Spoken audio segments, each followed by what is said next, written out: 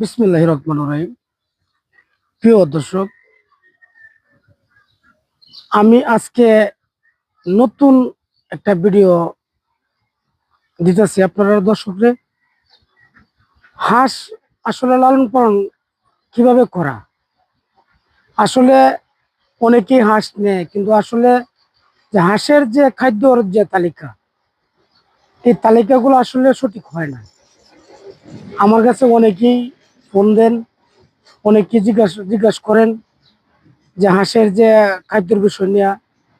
আমি যদি হাঁসের যে খাদ্যের হিসাবটা যদি আমি করি, আমাদের এখানে যে নেত্রকোনার যে হাঁস, এটা হলো হাওড় অঞ্চল।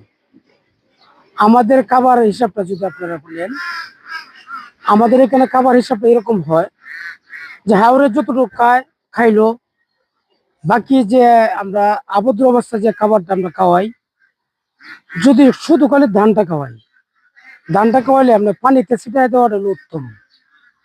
মানে ধানটা শুকনা খাইলে, শুকনাটা হলে আপনার হাঁসের গা হয়, হাঁসের মুখে গা হয়ে যায় যদি শুকনা ধানটা খায়। এখন যদি পিট খাওয়ান, আপনার পিট এবং ধান আপনার মিক্স করে যদি আমরা খাওয়ান, তাহলে আপনারা বলের মাধ্যমে যদি আবদ্ধ অবস্থা আপনার বলের মধ্যে দেন, তাহলে পিট এবং ধান এটা মিক্স করে দিতে হবে।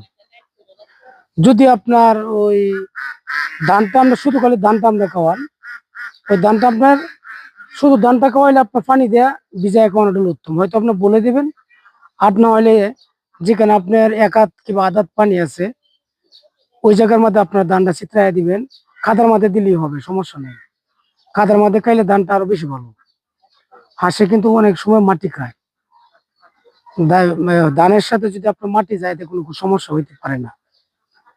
প্রিয় দেশবাসী, আমি আরেকটা কথা আপনারা জানাতে চাই।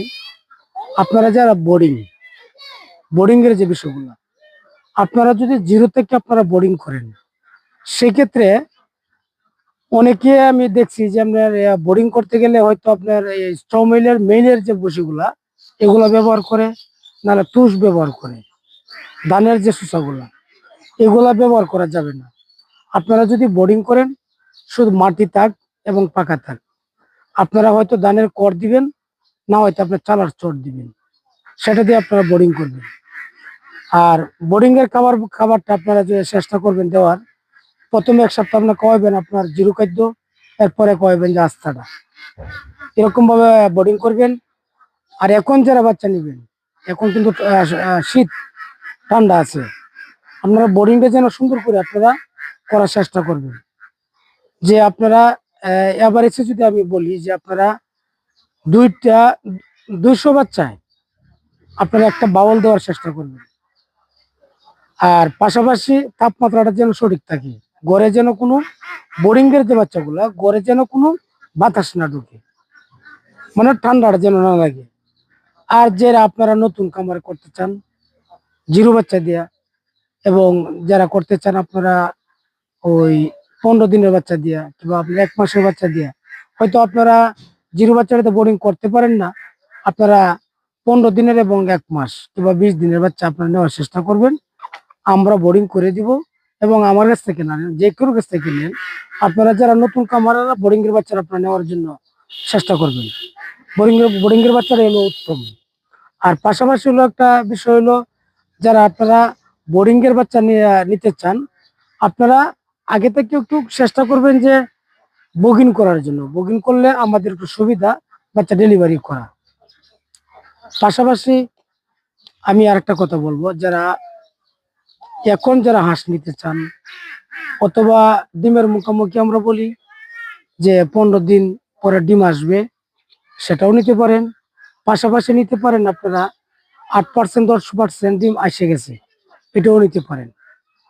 এখানে একটা বিষয় হলো, আমি দেশবাসীকে আমি একটা কথা বলবো, যে আপনারা যদি রানিং যেটা আমরা 6 মাস বলি, 6 মাসের হাঁসটা যদি আপনারা নেন, সেক্ষেত্রে দেখা গেল যে জায়গা যদি কোনো পরিবর্তন হয়, সেক্ষেত্রে এটা আপনারা জানেন যে ডিম থাকে না, হয়তো 7-10 দিন পরে ডিম আসবে। আর তাহলে আপনারা যারা 10% এসে গেছে গা, এটাও আপনারা নিতে পারেন। যদি আপনারা প্রশ্ন করেন যে এটাও তো থাকবে না, যেটা 10% ডিম আসে গেছে না, এটাও তো থাকবে না। হ্যাঁ, এটা থাকবে না, কিন্তু থাকবে না, এটা তো ডিম এখনো আসে নাই। যারা 10% আসে না, এটা আপনার লাগলো না, হয়তো এটা আপনার আসলে আরো 1 সপ্তাহ পরেই আসলো, কিন্তু এটা আপনার কাছে আপনার হাতে শুরু হবে, আপনার হাতে শেষ হবে। এখানে কোনো সন্দেহমূলক থাকতে পারে না। সেক্ষেত্রে আপনার এটা নেওয়ার ভালো। আর পাশাপাশি আমি বলবো আহ একটু দামে কম আছে, তাহলে নিতে পারেন আপনারা। যারা 15 দিন পরে ডিমে ডিমে আসবে, তাহলে আপনারা ওইটাও নিতে পারেন। প্রিয় দেশবাসী, আমাদের কাছে সবসময় যে কোনো ধরনের হাঁস থাকে, কারণ আমরা নিজেরা বাচ্চা ফোটাই।